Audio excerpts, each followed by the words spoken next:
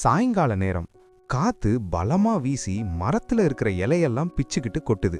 அப்போ checkers code போட்ட ஒருத்தர் ஒரு பெரிய வீட்டு கேட் முன்னாடி நின்னுகிட்டு இருக்காரு.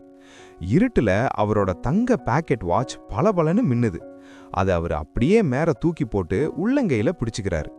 அவரோட கண்ணாடியும் மின்னுது, முகத்துல ஒரு சின்ன சிரிப்பு. அந்த வெள்ளை நிற 2 மாடி வீட்டு ஜன்னல் வழியா உள்ள இருக்கிற வெளிச்சம் பிரகாசமா தெரியுது. உள்ள கருப்பு கலர் ட்ரெஸ் போட்ட ஒரு வேலைக்காரி அந்த ஆடம்பரமான படிக்கட்டுல மேல ஏறி போய்கிட்டு இருக்கா. அப்போ அந்த வைட்டல் மானிட்டர்ல விதவிதமான கோடுகள் ஏறி ஏறி இறங்குது. பெரிய பெட்ல சயின்ஸ் மானிட்டர் மிஷின் ஓடிக்கிட்டு இருக்கு.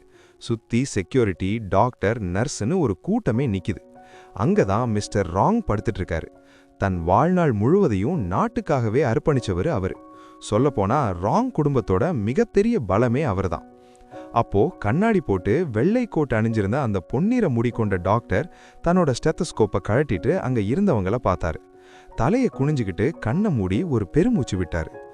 டாக்டர் சொல்ல போற விஷயத்தை கேட்டு அங்க இருந்தவங்க முகமெல்லாம் பயத்துல உறைஞ்சு போச்சு. நேரத்தை கணிக்க முடியல. அநேகமா தாத்தா இந்த ஒரு ராத்திரியை தாண்டது கஷ்டம்தான் அப்படின்னு அவர் சொன்னதும் எல்லாரும் அதிர்ச்சி ஆகிட்டாங்க. அந்த 98 வயசு தாத்தா வென்டிலேட்டர் சப்போர்ட்டோட பெட்ல படுத்துட்டு இருக்காரு. அப்போ திடீர்னு அந்த அறையோட மரக்கதவுகள் டாருன்னு பயங்கர சத்தத்தோட திறக்குது. அந்த சத்தத்தை கேட்டு அங்க இருந்த எல்லாரும் சட்டுன்னு திரும்பி பார்க்கறாங்க. ஒருத்தன் 2 கையாலையும் கதவை வேகமா தள்ளிட்டு அப்படியே ஒரு கெத்தான என்ட்ரி கொடுக்கறான். கால்ல கருப்பு பூட்ஸ், மேல நீளமான கோட் அப்படியே காத்துல பறக்க பெட் நோக்கி நடந்து வர்றான். அந்த கருப்பு முடி கொண்ட பையன் வட்டமான கண்ணாடி போட்டுக்கிட்டு பீச் கலர் சூட்டுக்குள்ள சிவப்பு கோடு போட்ட டை கட்டியிருக்கான். அவன் முகத்துல எந்த கவலையும் இல்லாம ரொம்ப கேஷுவலா சிரிச்சுக்கிட்டே சொல்றான், தாத்தா உயிரோட இருக்க இன்னும் கரெக்டா 13 நிமிஷமும் 19 செகண்டும் தான் டைம் இருக்கு அப்படின்னு.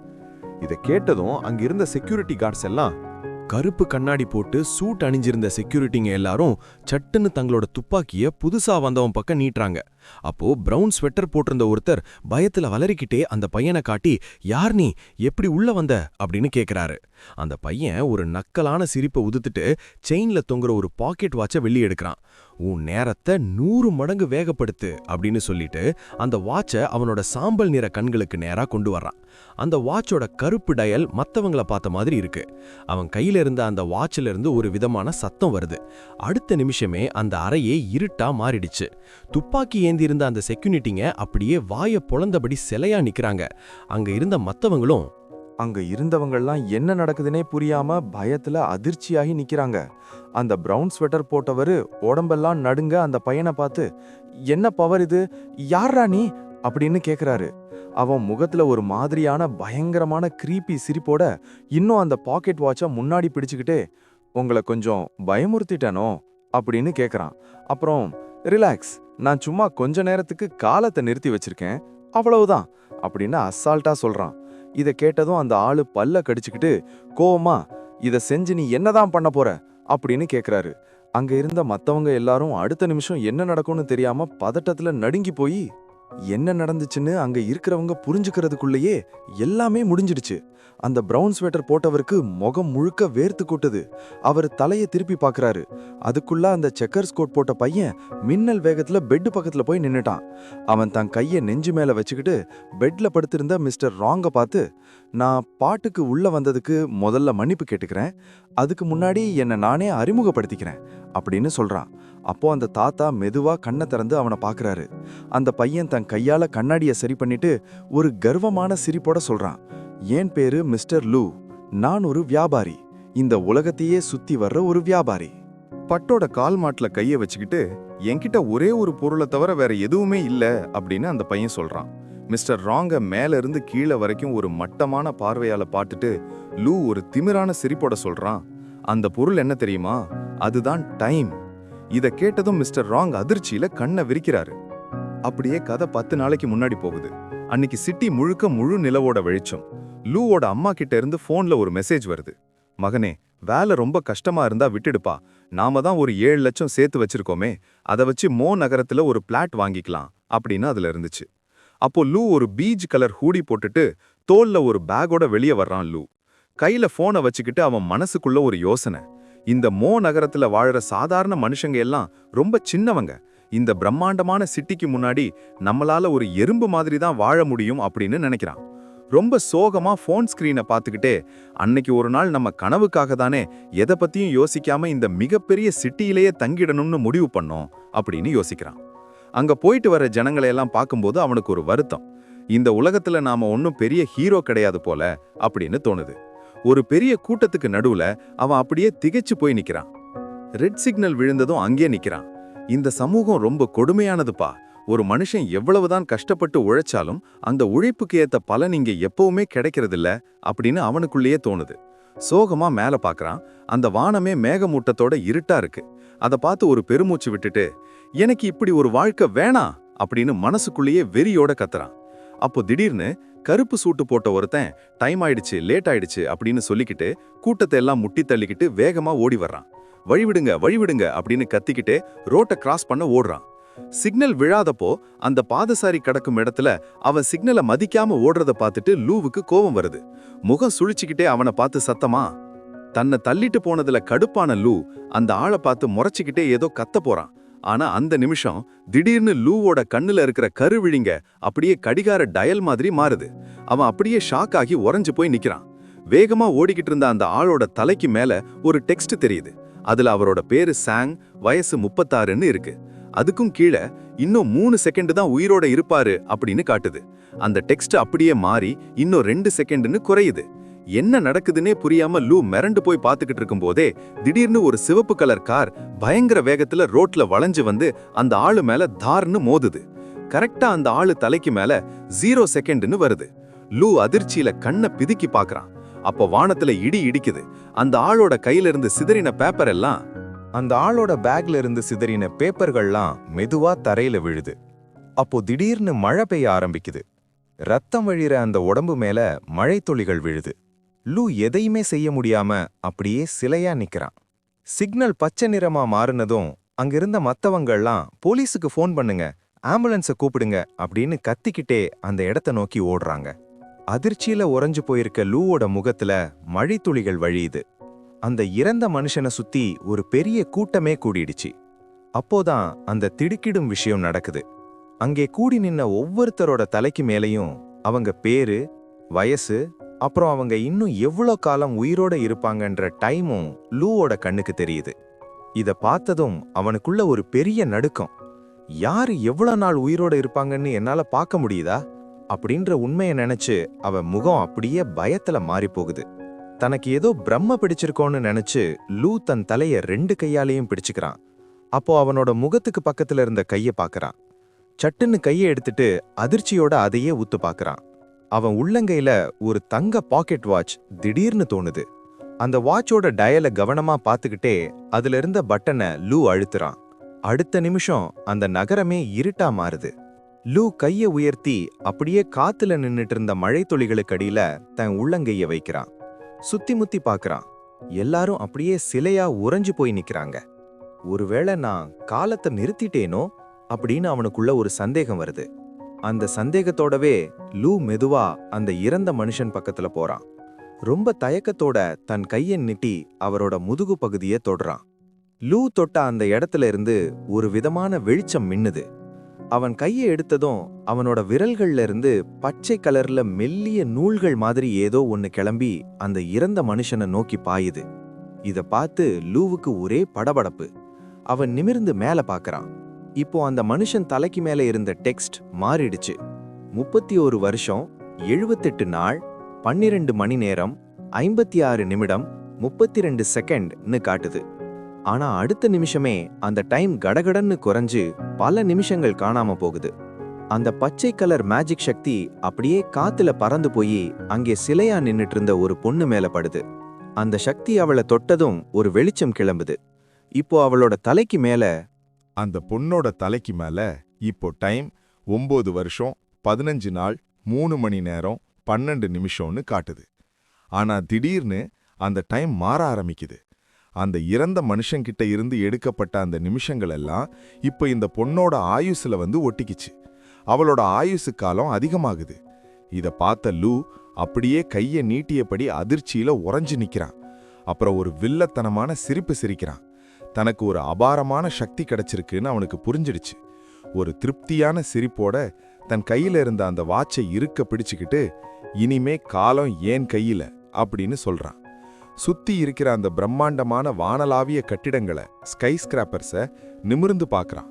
நம்ம தலையெழுத்த மாத்திக்க இதுதான் சரியான சான்ஸ் அப்படின்னு லூ நினைக்கிறான். கர்வத்தோட தன் கண்ணாடியை சரி பண்ணிட்டு லூவோட கண்கள் மின்ன ஆரம்பிக்குது.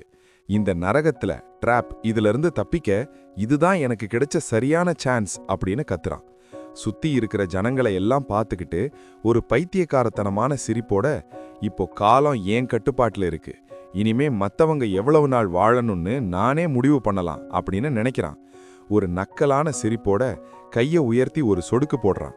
இந்த ஊர்ல எத்தனையோ பேர் பணம் பதவிக்காக ஒருத்தரை அடிச்சுக்கிட்டு வாழ்றாங்களே, ஆனா எல்லாத்தையும் விட முக்கியமான விஷயம் இந்த நேரம்தான், டைம் அப்படின்னு அவனுக்குள்ளேயே யோசிக்கிறான். மெதுவா பொழுது விடிய ஆரம்பிக்குது. ஆயிரக்கணக்கான வீடுகள் மேல சூரிய வெளிச்சம் படுது. அப்படியே உறைந்து போயிருந்த மக்கள் எல்லாம் திரும்பவும் இயங்க ஆரம்பிக்கிறாங்க. காலம் நகரத் தொடங்குது. லூ ஒரு கொடூரமான வெனம சிரிப்பு சிரிச்சுக்கிட்டே நினைக்கிறான். காலம்ங்கிறது எல்லாருக்கும் சமமானது, பாரபட்சம் இல்லாததுன்னு தான் எல்லாரும் நினைக்கிறாங்க. ஆனா இனிமே அது காலம் எல்லாருக்கும் சமம்னு சொன்னாலும் அந்த நேரத்தோட மதிப்பு ஒவ்வொருத்தருக்கும் மாறுபடும். நான் ஒரு டைம் மர்ச்சன்ட், அதாவது காலத்தை விற்கிற வியாபாரியா மாறிட்டா எந்த ஒரு மனுஷனோட வாழ்க்கையையும் என்னால ஏன் கட்டுப்பாட்டுக்குள்ள கொண்டு வர முடியும் அப்படின்னு லூ நினைக்கிறான். இந்த நகரத்துல நேரம்தான் எல்லாத்துக்கும் மேலானது. நேரம் வரும்போது இந்த உலகத்துல இருக்கிற பெரிய இடத்து ஆளுங்க எல்லாரும் எனக்காக பைத்தியம் பிடிச்சு அலைவாங்க அப்படின்னு அவனுக்குள்ள ஒரு கணக்கு போடுறான். வெளிய மழை பெஞ்சுக்கிட்டு இருக்கு. லூ ஒரு சோபாவுல கூன் விழுந்தபடி உட்கார்ந்துட்டு இருக்கான். அங்க இருக்கிற ஒரு மர டேபிள் மேல ஒரு ஜக், ஒரு கிளாஸ் தண்ணி, அப்புறம் திறந்து வைக்கப்பட்ட ஒரு நோட்டு புத்தகம் இருக்கு. அதுல லூ ஏதோ தீவிரமா எழுதிட்டு இருக்கான். அப்போ திடீர்னு ஒரு சத்தம் கேக்குது. அவன் சட்டுன்னு திரும்பி பார்க்கறான். அங்க கருப்பு முடி கொண்ட ஒரு பொண்ணு, தலையில குதிரை வால் போனிடைல் போட்டுக்கிட்டு கருப்பு முடி கொண்ட அந்த பொண்ணு ரூமுக்குள்ள வர்றா.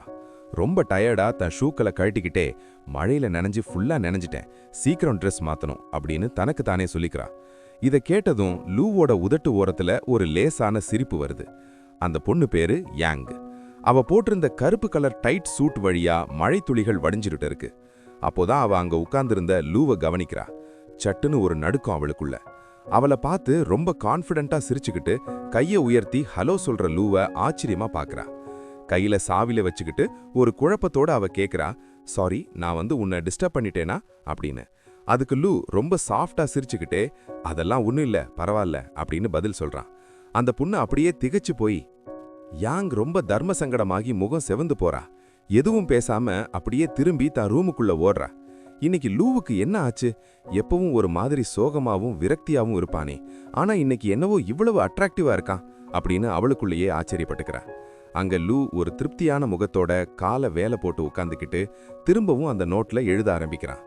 யாங் தன் கைகளை இறுக பிடிச்சிக்கிட்டு தலையை உலுக்கிக்கிறா.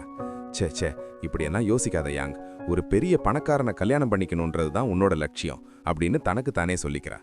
ரூம் கதவு வரைக்கும் போனவ திரும்பவும் லூவை பார்த்து, சரி நான் ரூமுக்கு போறேன், நீயும் சீக்கிரம் தூங்கு அப்படின்னு ஒரு பொய் சிரிப்போட சொல்லிட்டு உள்ள போறா.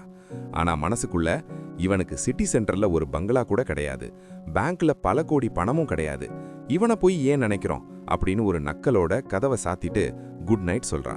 லூ நிவிர்ந்து பார்த்து ஒரு ஏளனமான சிரிப்பு சிரிக்கிறான்.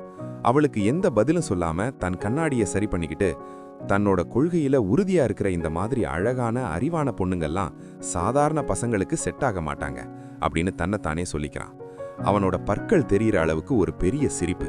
ஏன்னா அவன் இப்போ சாதாரண ஆள் இல்லையே. அவன் அந்த நோட்டு புத்தகத்துல ஒரு டைம் சேல் அக்ரிமெண்ட் தயார் பண்றான். அதுல சில கண்டிஷன்ஸ் எழுதுறான். இனிமே காலத்தை ஒரு சாதாரண பொருள் மாதிரி என்னால வாங்கவும் முடியும், விற்கவும் முடியும் அப்படின்னு லூ நினைக்கிறான். தான் தயார் பண்ணின அந்த கான்ட்ராக்டை பார்த்துட்டு அந்த நிமிஷமே தன்னை ஒரு டைம் ட்ரேடரா அறிவிச்சுக்கிறான். நோட்டை மூடி வச்சுட்டு மற்றவங்க கிட்ட இருந்து நேரத்தை கம்மி விலைக்கு வாங்கி தேவைப்படுற பணக்காரங்களுக்கு அதை அதிக விலைக்கு வித்தா என்ன அப்படின்னு ஒரு பலமான பிளான் போடுறான். லூ சோஃபாவில் கை போட்டு உட்காந்துட்டு, யார் அந்த முதல் அதிர்ஷ்டசாலி கஸ்டமரா இருக்க போறது அப்படின்னு யோசிக்கிறான். வெளியே பெரிய பெரிய கட்டிடங்களுக்கு நடுவுல தெருவிளக்குகள் எல்லாம் எரியுது. லூ ஒரு மர பெஞ்சில் உட்கார்ந்துட்டு இருக்கான். அவன் கையில ஒரு சின்ன கருப்பு சூட்கேஸ் இருக்கு. அதுல அவன் சேர்த்து வச்சிருந்த எல்லா பணத்தையும் வச்சிருக்கான். அவன் மேல பார்க்கறான். அவனோட கண்ணுல இருக்கிற கருவிழிங்க திரும்பவும் கடிகார டயலா மாறுது. தெருவுல போற வர்ற கூட்டத்துக்கு மேல அவங்களோட ஆயுசு காலம் தெரியுது. யார்கிட்ட டீல் பேசலான்னு லூ யோசிக்கிறான். ஒரு நிமிஷம் கண்ணாடியை கழத்திட்டு, யார்கிட்ட வேணாலும் நேரத்தை வாங்கலாம் தான், ஆனா எல்லாரும் நல்லா அதிக காலம் வாழணும்னு நினைக்கிறானே, மனுஷ உயிர் ரொம்ப முக்கியமானதில்ல அப்படின்னு அவனுக்குள்ள ஒரு சின்ன இரக்கம் வருது. திரும்பவும் கண்ணாடியை போட்டுக்கிட்டு நிமிர்ந்தப்போ பக்கத்துல ஒருத்தன் பேசிக்கிட்டு இருக்கிறது அவன் காதுல விழுது. சீக்கிரம் காசு சேர்த்து உனக்கு ஐபோன் வாங்கி தந்துடுறேன்னு யாரோ ஒரு பொண்ணுகிட்ட போன்ல சொல்லிட்டு இருக்கான். அவன் ஒரு கரடி பொம்மை ட்ரெஸ் போட்டுட்டு அந்த மாஸ்கை கழட்டி கையில வச்சிருக்கான். நிறைய பார்ட் டைம் வேலை பார்க்கறேன், உன் பிறந்த நாளுக்கு கண்டிப்பா பெரிய கிஃப்ட் வாங்கி தரேன்னு சொல்லிட்டு இருக்கும்போதே சூட் போட்ட ஒருத்தன் வந்து, வேலையில கவனமாயிரு, இன்னும் நிறைய நோட்டீஸ் கொடுக்க வேண்டியிருக்குன்னு கத்திட்டு போறான். அந்த பையன் பேரு ஜாங். அவன் மேல இருக்கிற டெக்ஸ்ட்ல இன்னும் 65 வருஷம் ஆயுசு இருக்குன்னு காட்டுது. கரடி ட்ரெஸ்ஸோட கூட்டத்துல நோட்டீஸ் கொடுத்துட்டு இருக்கிற அந்த பையனை பார்த்ததும் லூக்கு ஒரு நக்கலான சிரிப்பு வருது. இவனுக்கு இப்போ உடனே காசு தேவைப்படுது போல அப்படின்னு நினைச்ச லூ, இவன் தான் நம்மளோட முதல் ஆளு அப்படின்னு ஒரு முடிவுக்கு வர்றான். அந்த சூட் போட்ட ஆளு ஜாங் கிட்ட சில நோட்டுகளை கொடுத்துட்டு, இனிமே வேலையில கவனமாயிருன்னு சொல்லிட்டு போறாரு. ஜாங் குனிஞ்சு வணக்கம் சொல்லிட்டு தான் கையில இருந்த காசை பார்க்கறான். இன்னும் நிறைய காசு வேணுமே, என் தேவதைக்கு எப்படியாவது ஐபோன் வாங்கி தந்துடணும்னு தனக்குத்தானே உற்சாகப்படுத்திக்கிட்டு மதிய சாப்பாட்டுக்காக ஒரு சின்ன ஹோட்டலுக்குள்ள போறான். டயர்டா ஒரு டேபிள்ல உட்காந்துட்டு இருந்தப்போ வெள்ளை ஷர்ட் போட்ட லூ அவன் முன்னாடி வந்து நிக்கிறான். லூ தான் கையில இருந்த அந்த சூட்கேஸை தார்னு அந்த டேபிள் மேல வைக்கிறான். ஜாங் அதிர்ச்சியில பார்க்கும்போது லூ தான் கைவாச்சை எடுத்து, நேரத்தை 100 மடங்கு குறை அப்படின்னு சொல்றான். அடுத்த நிமிஷம் அந்த நகரமே உறைஞ்சு போச்சு. பிளேட்ல இருந்து தெரிச்ச சாப்பாடு காத்துலயே நிக்குது. நூடுல்ஸ் சாப்பிட போன ஒருத்தன் அப்படியே சிலையா நிக்கிறான். ஜாங் பதட்டத்துல சேர தள்ளிட்டு எந்திரிச்சு, என்ன நடக்குதுங்க, நீ யாருன்னு பயத்துல கத்துறான். லூ தான் கண்ணாடியை சரி பண்ணிக்கிட்டு, நான் கால ஓட்டத்துல சின்ன மாற்றம் செஞ்சிருக்கேன், இப்போ வெளி உலகத்தோட சத்தமும் அசைவும் நமக்கு நின்னு போச்சு அப்படின்னு அசால்ட்டா சொல்றான். ஜாங் பயத்துல செவுத்தோட செவுத்தா ஒட்டி நிக்கிறான். லூ தான் நெஞ்சு மேல கைய வச்சுக்கிட்டு அந்த நக்கலான சிரிப்போட சொல்றான், நான் தான் ஒரு டைம் ட்ரேடர். என்னது, காலத்தை விக்கிறவனா, உனக்கு என்ன பைத்தியமான்னு ஜாங் கேலி பண்றான். ஆனா செவுத்துல இருந்த கடிகாரத்தோட முள் நகராம இருக்கிறத பார்த்ததும் அவன் வாய் அடைச்சு போகுது. லூ ஒரு கர்வத்தோட சேர்ல சாஞ்சு உக்காண்டுகிட்டு, நான் தான் பல வருஷமா இந்த உலகத்துல சுத்தி வர்றேன், யாருக்கெல்லாம் ஆயுசு அதிகமா இருக்கோ அவங்க கிட்ட இருந்து காலத்தை வாண்டி யாருக்கு தேவையோ அவங்களுக்கு விப்பேன்னு சொல்றான். ஜாங் அதிர்ச்சியோட, என் பேர் உனக்கு எப்படி தெரியும்னு கேக்குறான். லூ ஒரு சொடக்கு போட்டா அவனோட கையில இருந்து சிவப்பு நிற நெருப்பு மாதிரி ஒரு வெளிச்சம் வருது. அதுல ஜாங்கோட பேரு, வயசு, அப்புறம் அவன் 80 வயசு வரைக்கும் உயிரோட இருப்பான்ற ரகசியம் தெரியுது. உன்கிட்ட இன்னும் நிறைய காலம் மிச்சம் இருக்கு ஜாங், உன்னோட கொஞ்ச காலத்தை எனக்கு விக்கிறியான்னு லூ பேராசையோட கேக்குறான். ஜாங் கொஞ்ச நேரம் யோசிச்சுட்டு, உண்மையிலேயே காலத்தை விற்க முடியுமா, என்ன விலை தருவன்னு ஒரு நம்பிக்கையோட கேக்குறான். லூ அந்த சூட்கேஸை ஜாங் பக்கம் தள்ளி கிளிக்னு அதை திறக்கிறான். அது ஃபுல்லா கட்டுக்கட்டா சிவப்பு நிற ரூபாய் நோட்டுகள் அடுக்கி வச்சிருக்கு.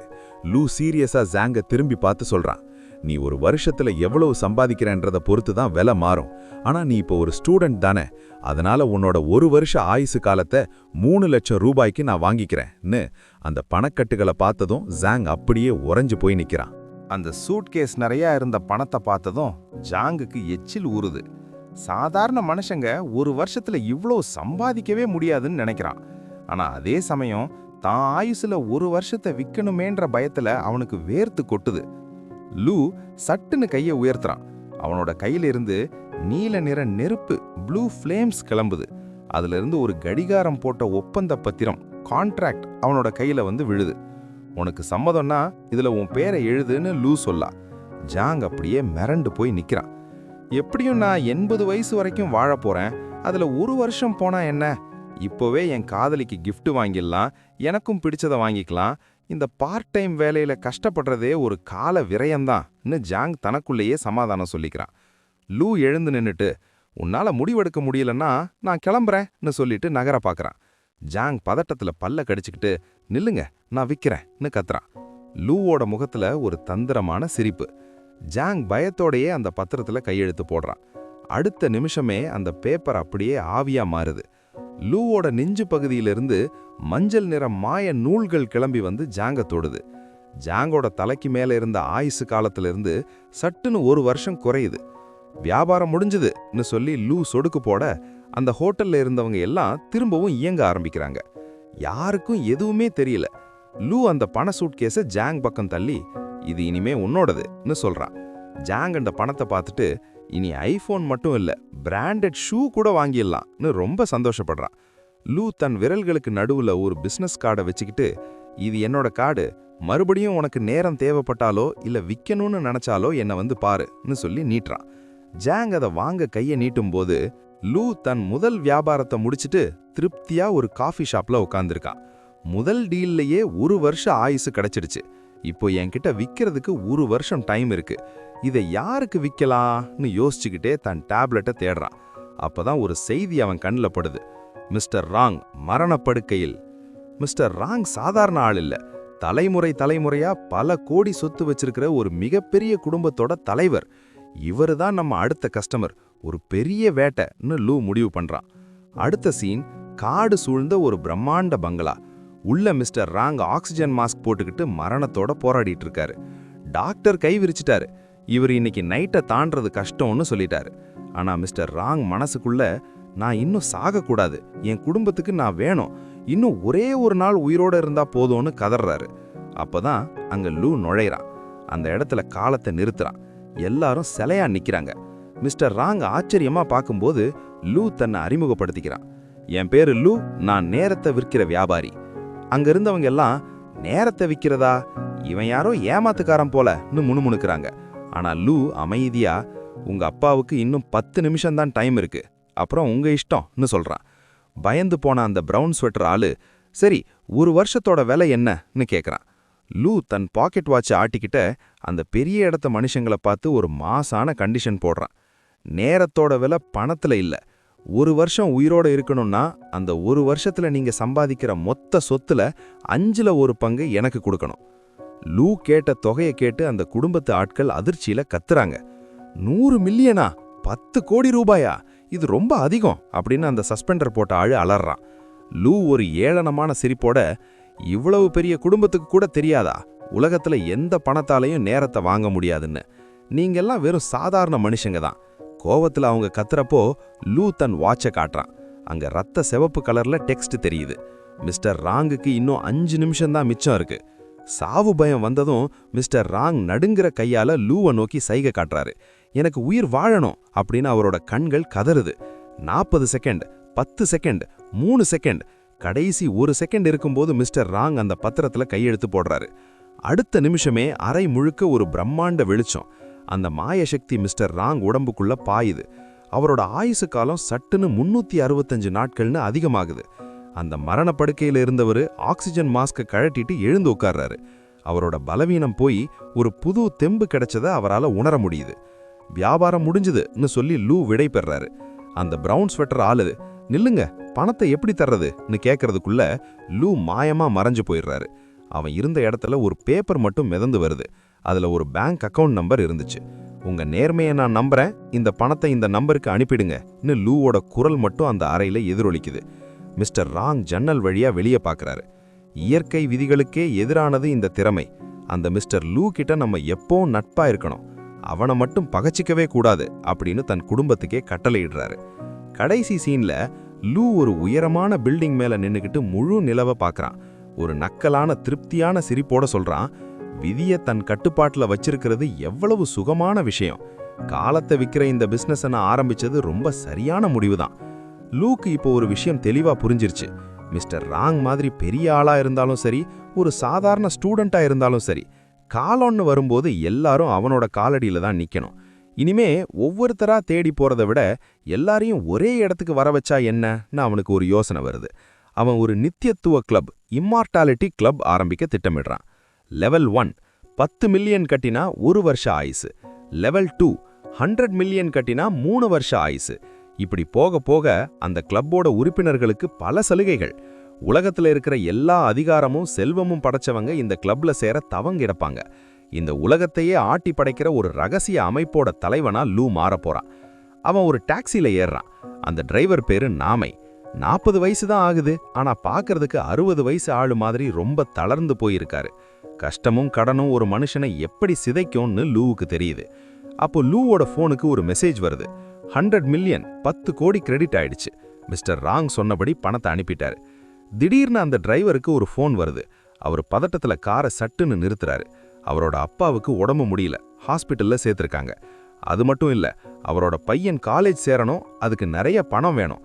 பணத்துக்கு நான் என்ன பண்ணுவேன்னு அந்த டிரைவர் கண்ணீர் விடுறாரு. லூவை வேற டாக்ஸி பிடிச்சிக்க சொல்றாரு. ஆனா லூ, பரவாயில்ல, ஹாஸ்பிட்டலுக்கே காரை விடுங்கன்னு சொல்றான். அங்க போய் சேர்ந்ததும் லூ அந்த சீட்ல ஒரு பெரிய பணக்கட்டைய வச்சுட்டு இறங்குறான். அந்த டிரைவரால நம்பவே முடியல. லூ தன் பாக்கெட் வாட்சை அழுத்துறான். அவனோட கண்கள்ல ஒரு மின்னல். அவன் நினைக்கிறான், இந்த உலகம் எப்படி உருவானது, உயிர் எப்படி தோன்றுச்சுங்கிறதுல இருந்து எல்லா ரகசியமும் இப்போ என் கைக்குள்ள இருக்கு. இந்த உலகத்தோட புதிய காட் நான் தான். லூவின் ஆய்வகத்தில் பேராசிரியர்கள் ஆண்டனி மற்றும் டாங் அப்புறம் வைன் எல்லாரும் கூடியிருக்காங்க. லூ ஒரு அதிரடியான திட்டத்தை சொல்றான். நம்ம ஒரு மினியேச்சர் பிரபஞ்சத்தை உருவாக்க போறோம். அதுல மரபணு தொழில்நுட்பத்தை வச்சு உயிரினங்களை உருவாக்குவோம். என் சக்தியை பயன்படுத்தி பல லட்சம் வருஷ பரிணாம வளர்ச்சியை ஒரு நொடியில நடக்க வைப்பேன். இத கேட்டதும் வைன் ஒரு திடுக்கிடும் உண்மையை சொல்றா. அப்படின்னா அந்த மினியேச்சர் உலகத்துல உருவாகிற உயிரினங்கள் கிட்ட இருந்து நாம நேரத்தை பறிக்க முடியும். அதாவது நாமளே சொந்தமா நேரத்தை உற்பத்தி செய்யலாம். பேராசிரியர்கள் மிரண்டு போறாங்க. ஆனா லூ அந்த திட்டத்துக்கு ஜெனசிஸ் திட்டம் அப்படின்னு பேர் வைக்கிறான். இனிமே நான் காலத்துக்காக மத்தவங்க கிட்ட பிச்சை எடுக்க வேண்டியதில்லை. என் வீட்டு அலமாரியில இருந்து பிரெட் எடுக்கிற மாதிரி என் பிரபஞ்சத்தில இருந்து நான் நினைச்சப்போ நேரத்தை எடுத்துப்பேன். நான் ஒரு முடிவில்லாத காலத்தின் அதிபதியாக போறேன். ஆனா ஒரு விஷயம், எந்த ஒரு ஆராய்ச்சியும் நம்ம பூமியை பாதிக்கக்கூடாது. சுற்றுச்சூழல் பாதுகாப்பு தான் நம்ம கிளப்போட முக்கிய கொள்கை அப்படின்னு லூ ஒரு நிபந்தனை போடுற. பேராசிரியர்கள் லூவை பார்த்து வியந்து போறாங்க. இவன் வெறும் மனுஷன் இல்ல, இவன் கடவுளாகிக்கிட்டு இருக்கான். கடைசியா லூ தன் உதவியாளர் வைன் கிட்ட சொல்றான், நீ இந்த கிளப்ல சேர்ந்ததுக்கு அடையாளமா நாளைக்கு உன் தாத்தாவை இங்க கூட்டிட்டு வா. அவருக்கு நான் ஆயுசு காலத்தை அதிகப்படுத்தி கொடுக்க போறேன். அது மட்டும் இல்லாம தன் பழைய நண்பர்கள் மற்றும் முக்கியமான கிளையண்ட்ஸ் பற்றிய லிஸ்டை எடுத்து அடுத்தடுத்த கட்டங்களுக்கு லூ தயாராகிறான். வைன் அந்த ஆவணங்களை பார்த்து கொண்டிருக்கும்போது திடீரென மிஸ்டர் ராங்கின் புகைப்படத்தை பார்த்ததும் அப்படியே திகைச்சு போய் நிக்கிறா. லூவை பார்த்து ஆச்சரியமா ஒரு சிரிப்போட சொல்றா, உங்களுக்கு இவ்வளவு பெரிய இடத்துல எல்லாம் செல்வாக்கு இருக்கும்னு நான் எதிர்பார்க்கவே இல்லை. அந்த பேப்பரை டேபிள்ல வச்சுட்டு வைன் தொடர்ந்தா, மிஸ்டர் ராங் சாதாரண ஆள் இல்ல. அதிகார வட்டாரத்துல அவருக்கு இருக்கிற செல்வாக்கு ரொம்ப அதிகம். அவர் ஒரு வார்த்தை சொன்னா அதுக்கு அவ்வளவு மதிப்பு இருக்கு. இப்போ நம்ம கிட்ட இருக்கிற லிஸ்ட்லயே இவர்தான் ரொம்ப சரியான ஆள்.